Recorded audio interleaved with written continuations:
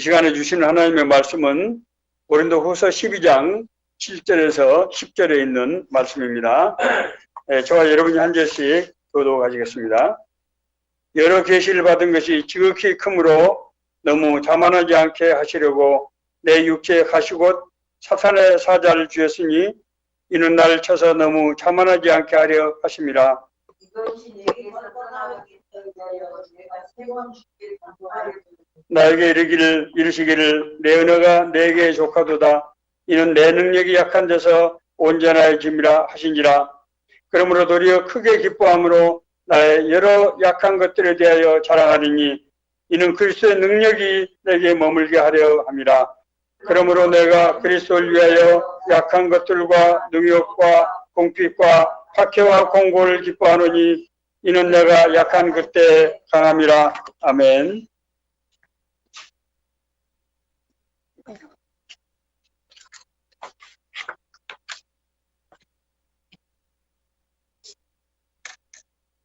제 학교 동기 되시는 사모님 한 분이 있었는데 이분이 지방에 내려가서 교회를 개척해서 목회를 했습니다. 그런데 교회를 뭐 한두 개 개척한 것도 아니고 제가 듣기로는 4개를 개척하셨다고 이렇게 얘기를 들었는데 사실 교회 개척이라는 것이 얼마나 힘듭니까? 너무 먹지 못하고 자지 못하고 과로한 탓에 몸이 아프지 않은 곳이 없었어요.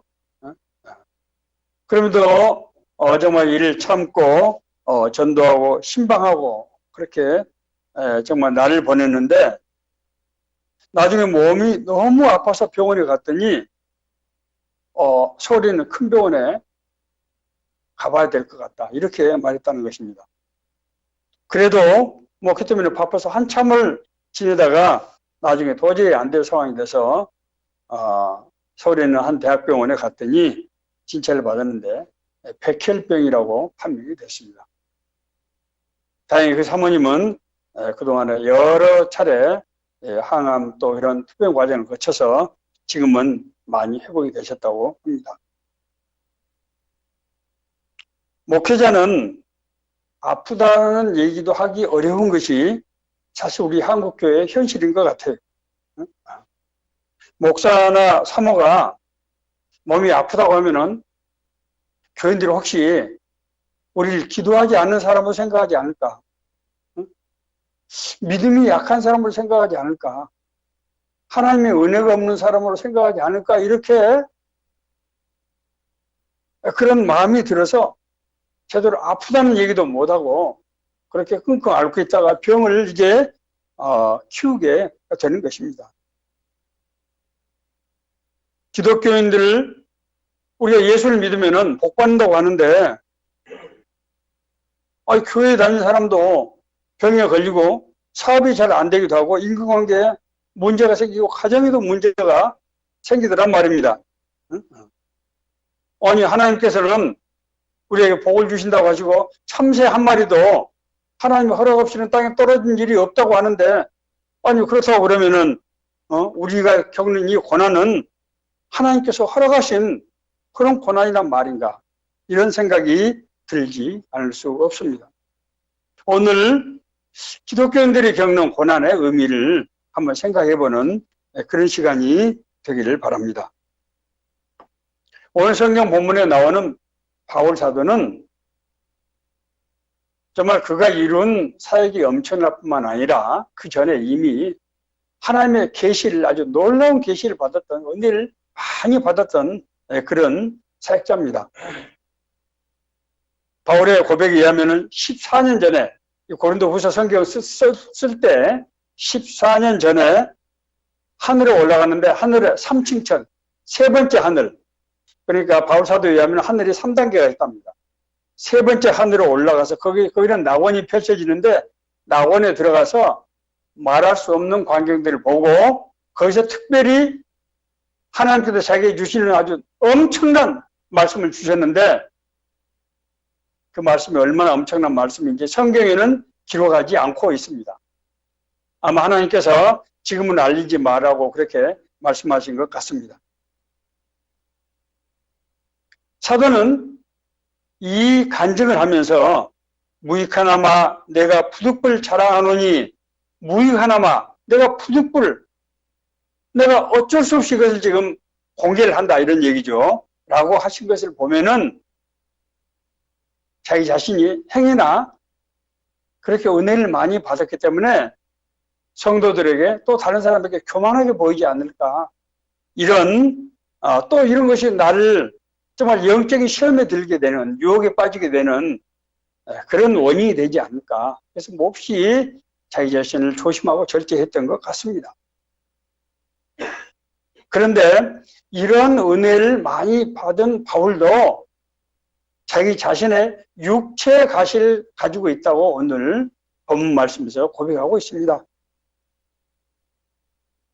바울 사도가 이것을 사탄의 이 사자라고 할 정도로 말씀하신 것을 보면은 이것이 그냥 보통 아팠던 그런 것이 아니었던 것 같아요.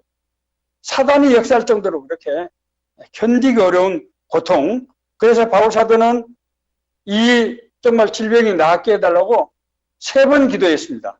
그래서 3번 기도했다고 하는 것은 그냥 우리 1번, 2번, 3번 기도했다는 얘기가 아니고요. 고통이 너무 심해서 하나님 나를 정말 살려주세요. 날 고쳐주세요 하고 1번 기도를 한 겁니다. 그 한 기도가 1달 걸렸는지 2달 걸렸는지 우리는 알 수 없지요. 어쨌든 기도 응답할 때, 기도 응답을 기다릴 때까지 기도를 했을 거예요. 그런데 그 기도가 응답되지 않았습니다. 바울 사도는 체념하고 살다가 너무너무 힘들고 아프니까 또 2번째 기도를 하고 그런 기도의 과정을 거쳤지만은 마음에 다소 위로는 있었는지 모릅니다. 그러나 어쨌든 질병이 치유되지 않았죠. 그래서 3번씩이나 기도를 했습니다. 그러니까 기도가 날수로 치면 아마 여러 날, 어쩌면 여러 해가 걸렸을지도 알 수 없습니다. 하나님, 내가 큰 죄를 지은 것이 없는데 왜 이런 질병에 걸려야 합니까? 하나님, 주님 아시는 대로 내가 지금 하나님 나라를 위해서 지금 내 삶을 드리고 있는데 이 질병을 고쳐주세요. 도저히 사역을 감당할 수가 없습니다. 특히 하나님, 저에게는 남의 질병도 치유하고 귀신도 쫓아내는 권세를 주시면서 왜 내 병은 안 고쳐주십니까? 라는 기도를 바울 사도가 안 했겠습니까? 그랬죠. 자, 그런데 이 3번째 기도에 하나님께서 응답을 해주셨어요. 그런데 그 응답이 우리가 생각하는 그런 응답이 아니었습니다. 내게 이르기를 나의 은혜가 너에게 족하다. 하나님께서 바울 사도에게 됐다. 너 그 질병으로 더 이상 기도할 필요가 없다. 이런 응답을 주시는 거예요. 왜냐하면은 내가 너에게 준 은혜와 능력이 그대로 유지되기 위해서는 네가 약할 때 네가 교만하지 않고 네가 늘 겸손을 유지하고 영적으로 깨어있을 때만 나의 능력이 너에게 능력으로 나타나기 때문에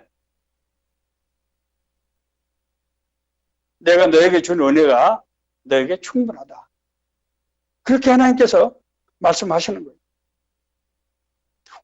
우리 같으면은 정말 섭섭한 마음이 들었겠지만은 바울 사도는 그러므로 내가 그리스도를 위하여 약한 것들과 능욕과 궁핍과 박해와 공고를 기뻐하느니 이는 내가 약한 그때에 강함이라. 사도는 이 하나님의 응답을 듣고 나서 질병의 문제뿐만 아니라 제가 지금까지 복음을 위해서 삶을 살아갈 때 당했던 모든 고난들, 자기가 박해받고 감옥에 투옥하고 매를 맞고 모욕을 당하고 하는 그런 모든 것들도 하나님께 감사하고 하는, 하나님께 찬양을 올리는 그런 기도를 드렸다고 하는 것입니다. 정말 놀라운 일이 아닐 수 없지요. 성경에 나타난 위인들을 보면은 하나님께 쓰임받았던 위대한 인물들, 그렇게 그다지 완벽한 사람들은 아니었던 것 같아요. 그런 점에서 저 같은 사람에도 다소 위로가 됩니다. 그런데 놀라운 것은 한결같이 그분들이 고난을 통해서 여러 가지 시행착오를 통해서 하나님 앞에 세워진 그런 사람들이라는 거예요. 아브라함, 히브리 민족의 믿음의 조상 아닙니까? 아브라함은 하나님 앞에 세움을 받기 위해서 부르심을 받은 그런 정말 믿음의 조상으로서 그의 자손들을 통해서 정말 하나님의 나라가 이 땅에 임한 것을, 우리에게 임한 것을 알려주는 그런 정말 놀라운 이제 축복을 받았던 그런 믿음의 조상이죠. 그런데도 불구하고 아브라함은 하나님께서 가서 살라고 하신 그 가나안 땅에 기근이 들자 가나안을 피하기 위해서 애굽으로 내려가는데 자기 아내 사례가 너무 미인이었기 때문에 그를 위해서 바로에게 정말 붙들려가는, 아내를 뺏길 뻔한 그런 위기 상황을 맞게 됩니다.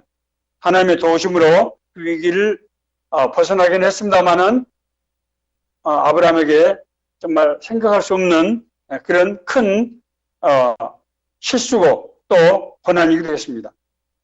뿐만입니까? 아브라함이 하나님께서 주신 그 자녀의 약속이 25년 만에 그가 99세 됐을 때 자녀를 잉태하게 되는데 그 자녀를 하나님께서 제물로 바치라고 하시는 것 아닙니까? 하나님께서 물론 그 축복을 하셨습니다마는 그 과정에서 아브라함이 당했을 그 말할 수 없는 고통, 그 아픔을 우리가 어떻게 설명할 수 있겠습니까? 모세는 하나님의 뜻과 계획에 따라서 430년 동안 애굽의 노예로 있는 이스라엘 백성들을 해방시킨 정말 위대한 인물이죠. 그런데 그도 자기 동족이 핍박받는 것을 보고 자기 동족을 핍박하는 애굽 한 사람을 쳐서 죽인 것이 화근이 돼서 광야로 도망가서 40년 동안이나 광야에 가서 목동으로서 삶을 살게 됩니다. 모세가 어떤 사람입니까? 애굽의 왕자 아니었습니까? 애굽의 왕자로 40년 살았던 사람이 그 양 몇십 마리를 가지고 40년 동안 80이 될 때까지 살아가는 그런 정말 인생이 다 끝난 것 같은 그런 고난을 겪지 않았겠습니까? 그런 고난을 겪었던 사람입니다. 하나님께서는 그런 모세를 들어 쓰셨다고 하는 것입니다. 다윗은 어떻습니까? 다윗은 정말 이스라엘의 부국 강병으로 이스라엘을 세우고 무엇보다도 이스라엘 나라를 신정국가, 하나님이 통치하시는 나라로 실제적인 나라로 만든 그런 정말 위대한 인물이죠. 그런데도 불구하고 다윗은 자기가 긴장이 풀렸을 때 자기 장군 우리아의 아내 바세바를 범하는 그 실수를 한번 진 것으로 인해서 자기 자녀들이 정말 아들들이 다 죽임을 당하고 마지막에는 자기가 아들과 싸워서 아들을 죽여야 되는 이런 정말 비극적인 운명을 겪게 되는 그런 고난을 겪었던 그런 인물입니다. 그 외에도 베드로, 야고보 수없이 많은 그런 고난의 사람들을 성경은 기록하고 있습니다. 왜 그럴까요? 우리가 고난이 우리 신앙에 주는 의미를 알기 위해서 이 비밀을 우리가 알 필요가 있다고 하는 것입니다. 우리 신앙인들, 우리 기독교인들이 고난을 당했을 때 어떤 반응을 보입니까? 예기치 않은 사고나 질병, 사업의 어려움이라든지 또 여러 가지 세상에 적응하지 못하는 어려움들 형태의 고난을 받게 되는 것이 우리 신앙인도 교회 다니지 않는 사람들과 크게 차이가 없는 것 같더라 말입니다. 우리 신앙인들이 맨 처음에 이제 고난을 당하게 되면은 먼저 자기 자신을 자책을 되게 하게 되는 것 같습니다. 내가 왜 이런 고난을 당했을까? 내가 혹시 교회 가서 헌금을 잘 안 해서 내가 이런 고난을 당하는 것 아닐까?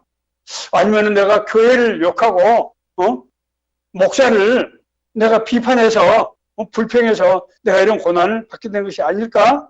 라고 생각을 보통 하게 된다는 거예요. 성경에 보면은 우리가 고난 당했을 때 대개 3단계로 우리가 반응을 한다, 이렇게 기록을 하고 있습니다. 시편 77편의 1절에서 7절을 보면은 제가 좀 빠른 속도로 읽겠습니다. 내가 내 음성으로 하나님께 부르짖으리니 내 음성으로 하나님께 부르짖으면 내게 귀를 기울이시리로다. 나의 환난날에 내가 주를 찾았으며 밤에는 내 손을 들고 거두지 아니하였나니 내 영혼이 위로받기를 거절하였도다. 우리가 고난을 당할 때 고통 때문에 하나님 앞에 그냥 손을 들고 밤잠을 자지 못하고 하나님께 부르짖는 것입니다. 내가 하나님을 기억하고 불안하여 근심하나 내 심령이 상하도다. 주께서 내가 눈을 붙이지 못하게 하시니 내가 괴로 말할 수 없나이다. 밤잠을 이루지 못하고 괴로워하는 것입니다. 내가 옛날 곧 지나간 세월을 생각하여 싸우며 밤에 부른 노래를 내가 기억하여 내 심령으로 내가 내 마음에 간구하기를 주께서 날 영원히 버리실까?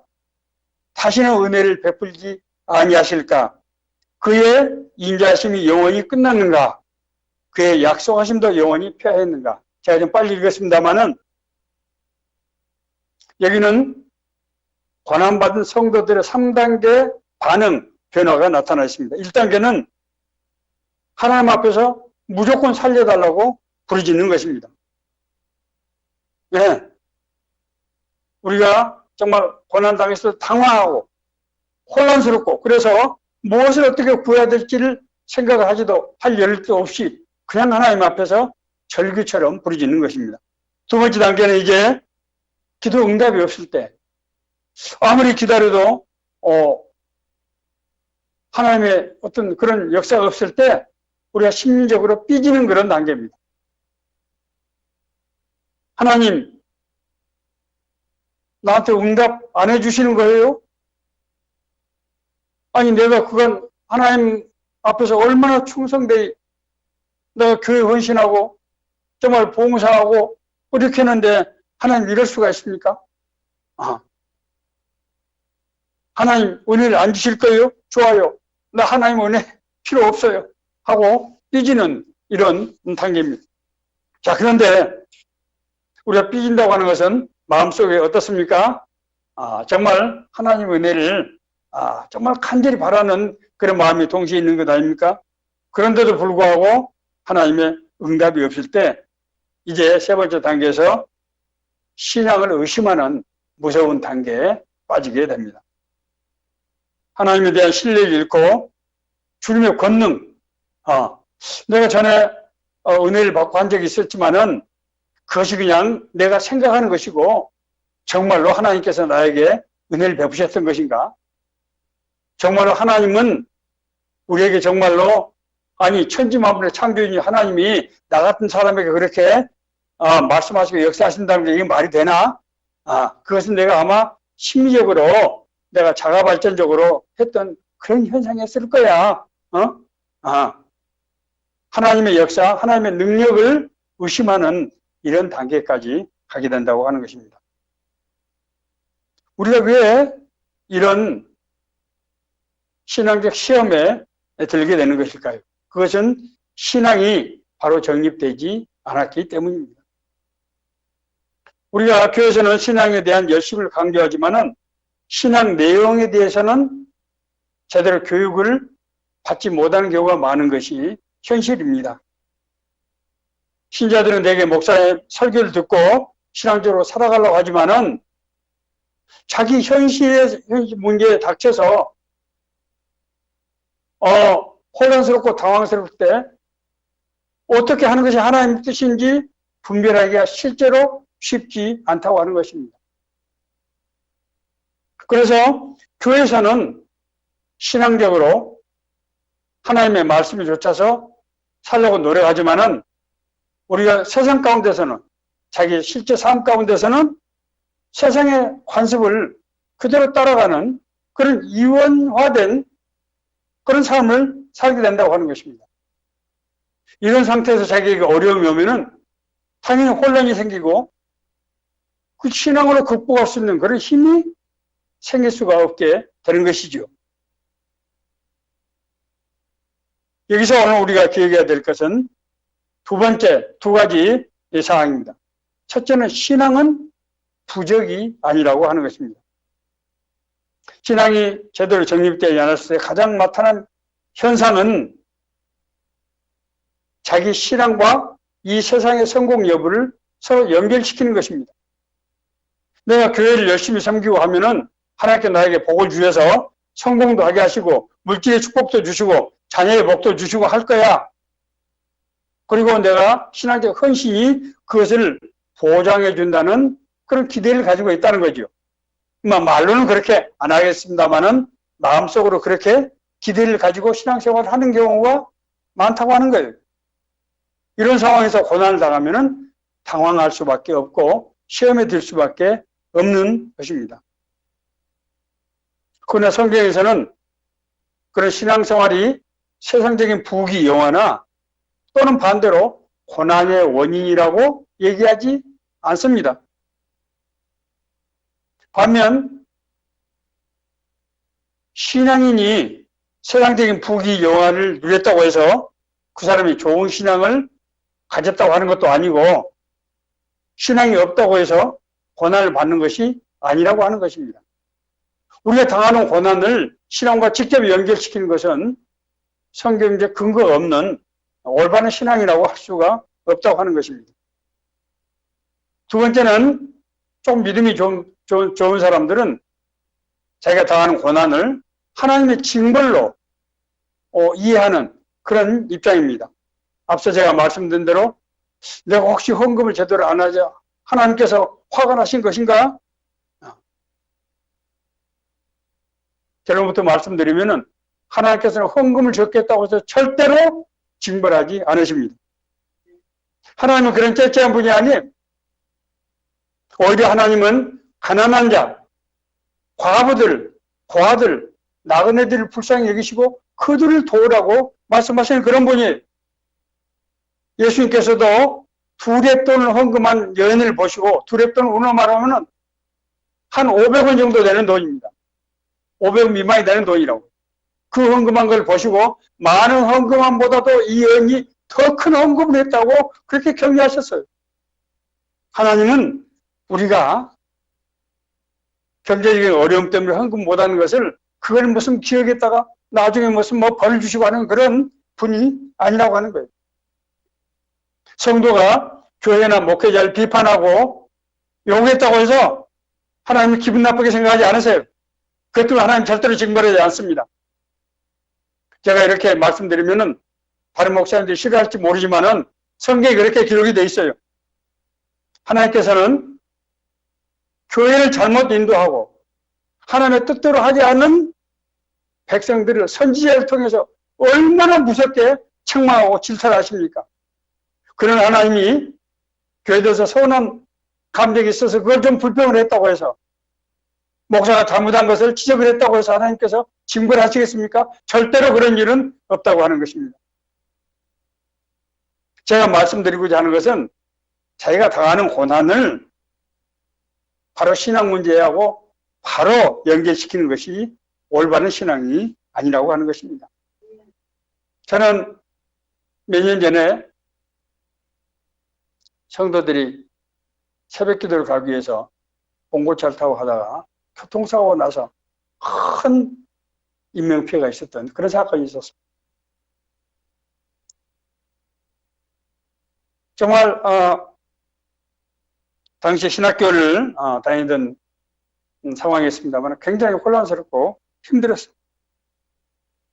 제가 아는 사모님은 교회 여러 번 앞서 말씀드린 그 사모님이 아니고 또 다른 분인데 개척하시면서 밥 굶기를 먹기보다도 더 했다고 하는 얘기를 들었습니다. 금식 기도하신 것이 아니고 먹을 양식이 없어서 금식을 한 겁니다. 금식.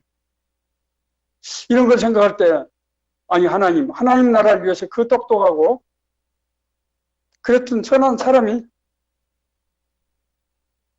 그렇게 자기 삶을 하시는데, 아니, 하나님께서 만나가 매출하기도 주신 하나님이 그 목회자, 그걸 밥을 굶게 하시는 것일까?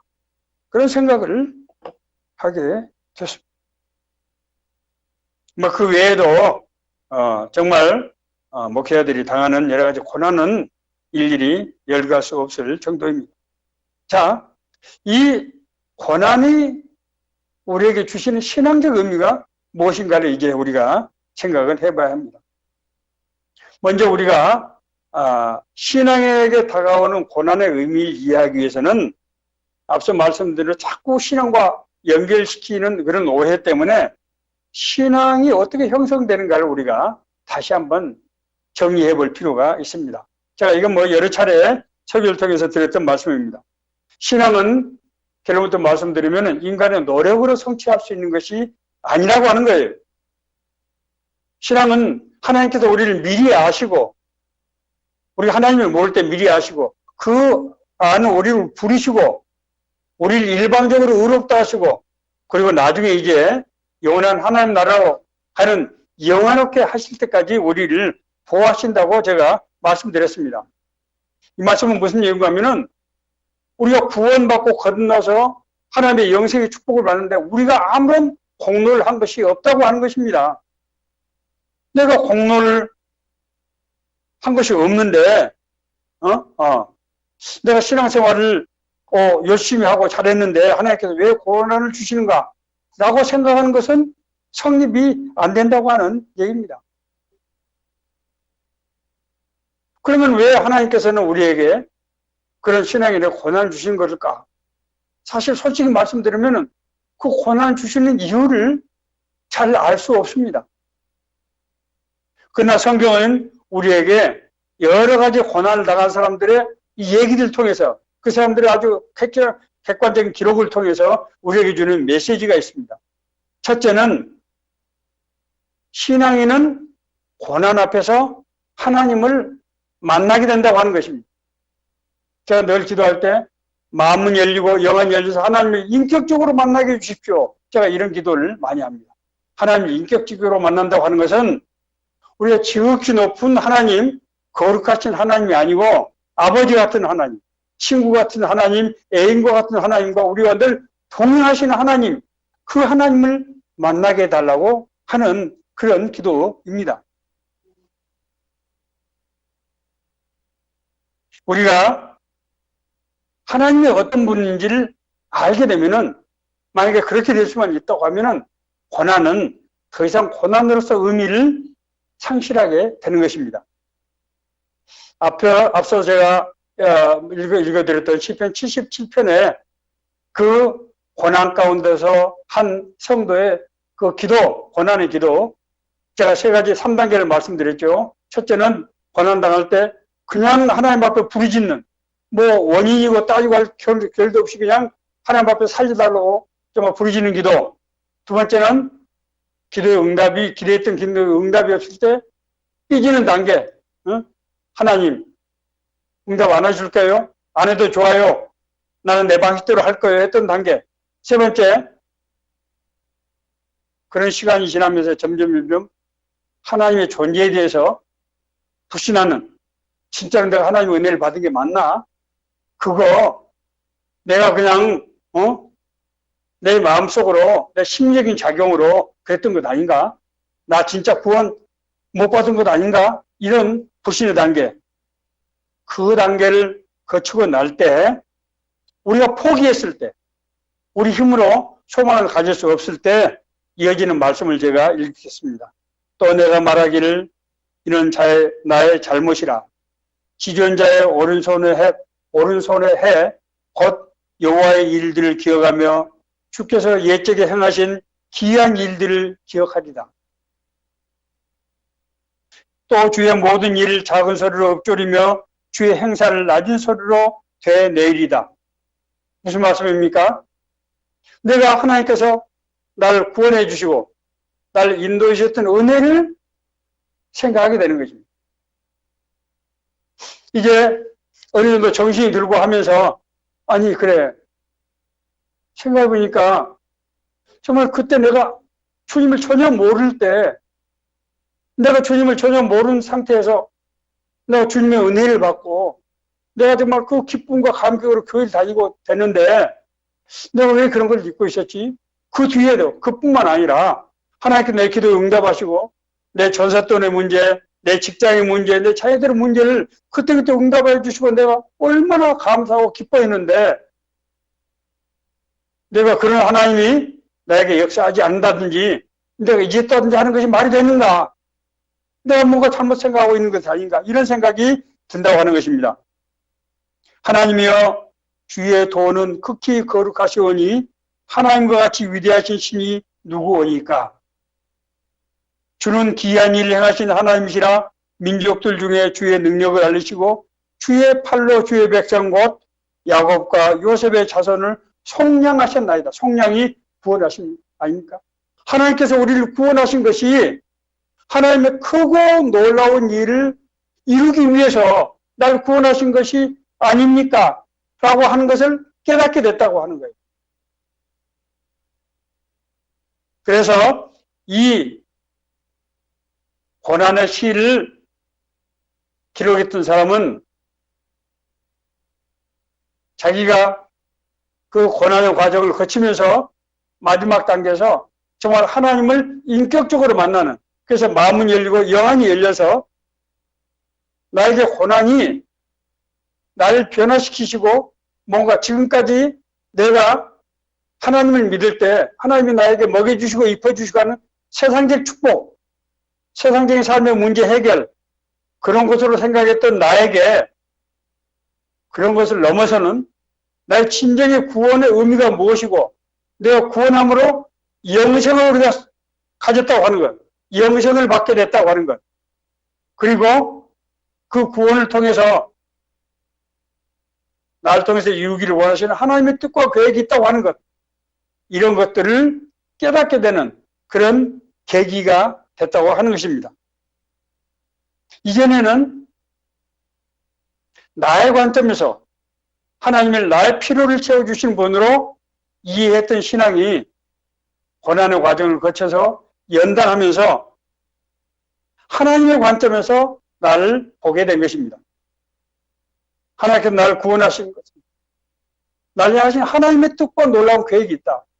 그것은 내가 도저히 인간적으로 상상할 수 없는 그런 놀라운 일이고 하나님께서 그걸 이루시기 위해서 나를 연단시키시고 내가 내 자신에 빠져있는 신앙을 하나님께서 고치기 위해서 인도하신다고 하는 것을 깨닫게 되었다고 하는 것입니다. 뿐만 아니라 우리에게 다가오는 고난은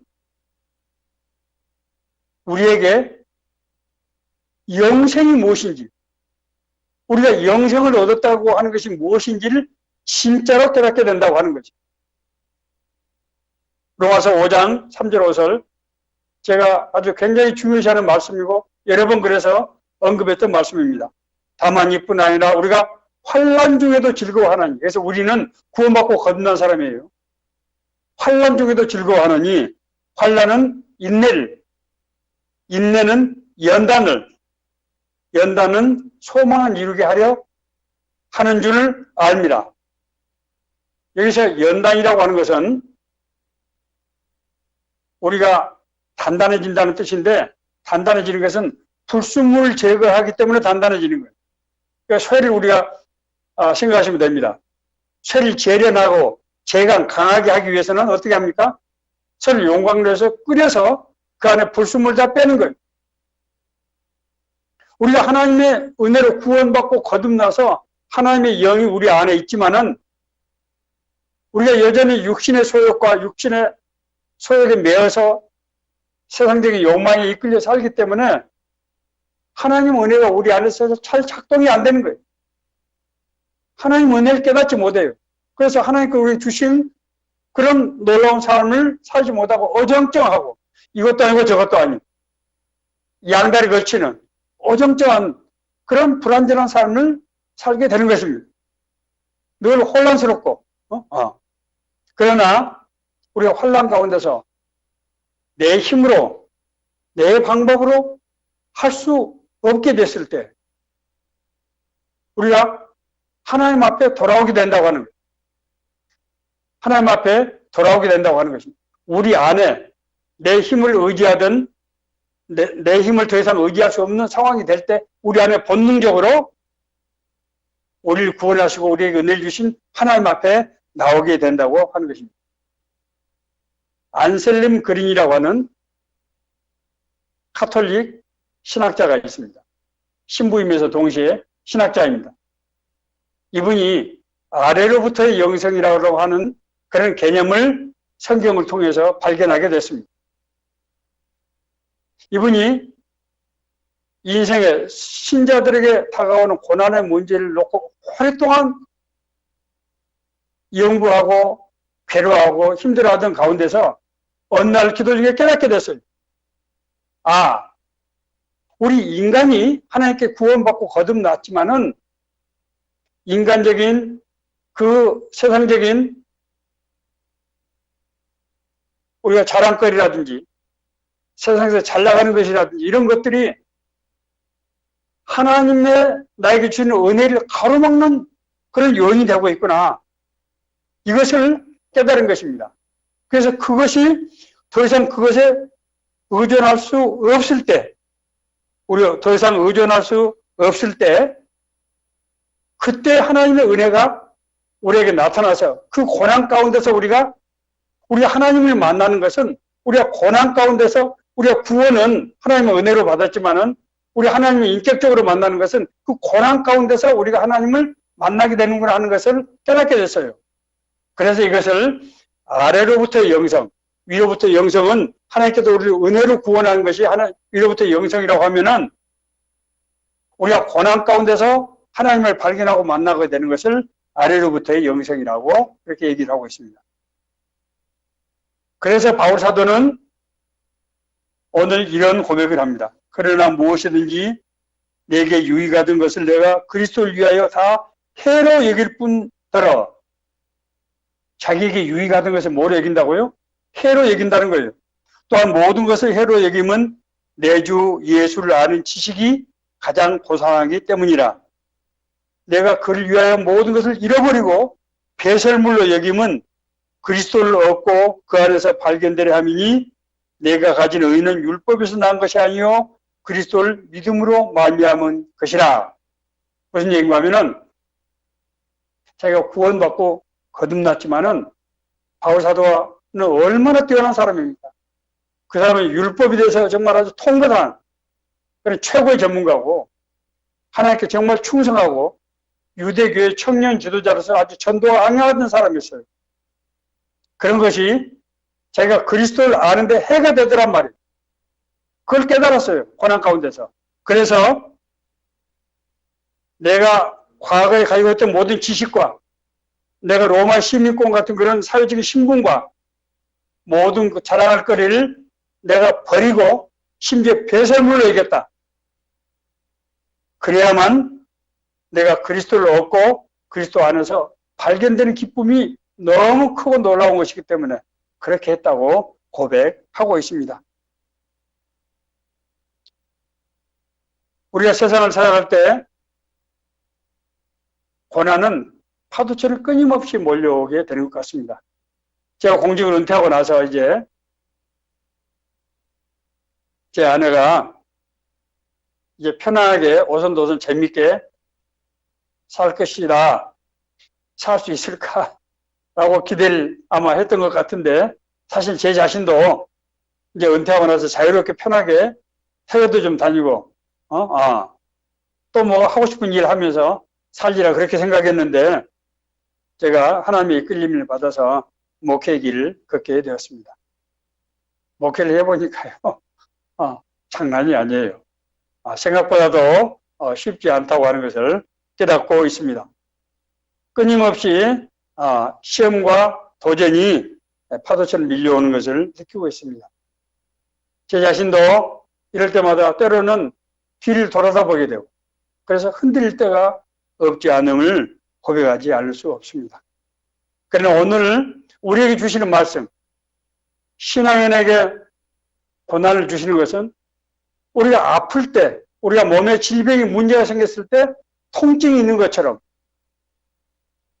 너에게 문제가 있다고 하는 것을 가르쳐준 신호이고, 우리가 병원에 가서 치료를 받고 수술을 받는 것은 힘들지만은 우리를 낫게 하는 그런 과정이라고 하는 것을 우리가 이해할 때, 내가 지금 당하는 이 고난 같지도 않은 고난, 이 약간의 어려움이 정신을 똑바로 차리게 하고 주님의 은혜를, 주신 은혜를 받게 하는 하나님의 배려고 인도하시는 은혜다라고 하는 것을 생각하게 됩니다.